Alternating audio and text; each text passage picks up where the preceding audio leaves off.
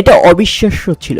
ম্যাচের 21তম মিনিটে মাঝমাঠ থেকে বল পাসটি দিয়েছিলেন মরক্কোর তারকা ব্রাহিম দিয়াজ, আর সেখান থেকে মরক্কোর ফরওয়ার্ড ইসমাইল সাইবারি দারুণভাবে ফিনিশ করলেন একেবারে ব্রাজিলের গোলরক্ষকের মাথার উপর দিয়ে। হ্যাঁ, আলিসন বেকারের মাথার উপর দিয়ে একেবারে গোল পোস্টে পাঠিয়ে দিলেন বল।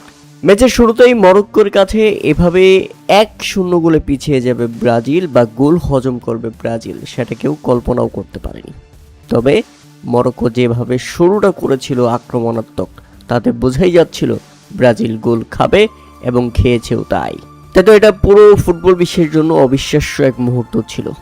মরক্কো দারুণ খেলেছে, বিশেষ করে ইসমাইলের দুর্দান্ত ফিনিশিং।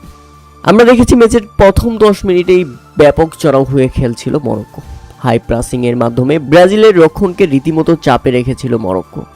2টি শট নিয়েছে, যেখানে প্রথম 10 মিনিটে একটা শট নিতে পারেনি ব্রাজিল। তবে ম্যাচের 32তম মিনিটে বা প্রান্ত দিয়ে মরক্কোর বক্সে ঢুকে পড়েন ভিনিসিয়াস জুনিয়র এবং এক ডিফেন্ডারকে কাটিয়ে দারুণ এক শটে গোল করে ফেললেন ব্রাজিলের এই তারকা। গোল হজম করে একটু অগোছালো হয়ে পড়েছিল ব্রাজিল। দরকার ছিল এমন কাউকে যিনি সমতায় ফেরার পথ দেখাবেন। ঠিক সেই সময় ভিনিসিয়াস জুনিয়র জাদু দেখালেন এবং গোল আদায় করে দিলেন। টিপিক্যাল রিয়াল মাদ্রিদ গোল।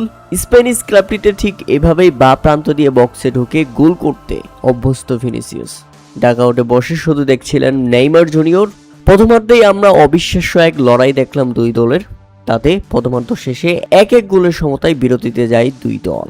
ম্যাচের 78তম মিনিটে গোলটা হয়েই যেত। 2-1 গোলের ব্যবধানে এগিয়ে যেতে পারত ব্রাজিল। তবে মরক্কোর গোলরক্ষক ইয়াসিন বনু অবিশ্বাস্য এক সেভ করলেন। ব্রাজিলিয়ান তারকা ফরওয়ার্ড রাফিনহা দারুণ একটি শট নিয়েছিলেন।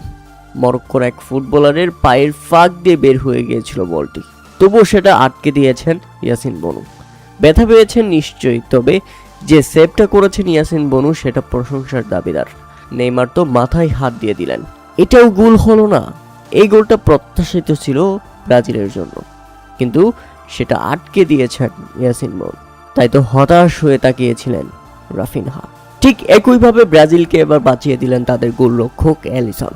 হ্যাঁ দর্শক, দুইবার অ্যাটেম্প হয়েছিল, কিন্তু অ্যালিসন ব্রেকার যেন দেয়াল হয়ে দাঁড়িয়েছেন। গোলটা হয়েই যাচ্ছিল।